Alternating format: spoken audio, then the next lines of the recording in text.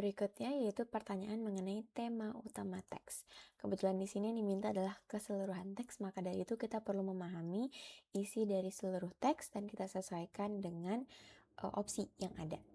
Jadi kita bisa scanning dan juga skimming ya, disesuaikan kata kunci yang ada dari masing-masing opsi.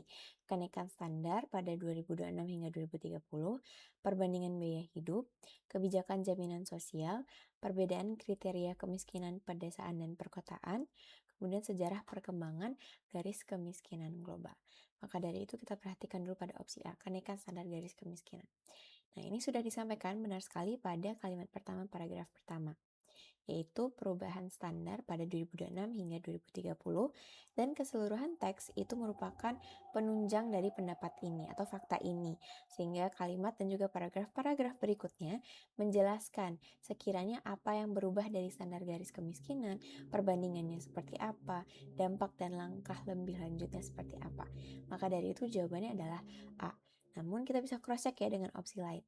Opsi B ini kurang sesuai karena hanya ada perbandingan Vietnam dan Indonesia, tidak seluruh Asia Tenggara. Namun jika memang yang disampaikan adalah Vietnam dan Indonesia, mungkin ini juga kurang tepat karena ada aspek lain yang dibandingkan. Kebijakan jaminan sosial ini juga tidak sesuai karena yang menjadi fokus utama adalah di Vietnam gitu. Jadi bukan pada Indonesia. Kemudian D, perbedaan kriteria kemiskinan pedesaan dan perkotaan juga kurang sesuai karena hanya ada sebagai data pendukung dan hanya disampaikan pada paragraf 1.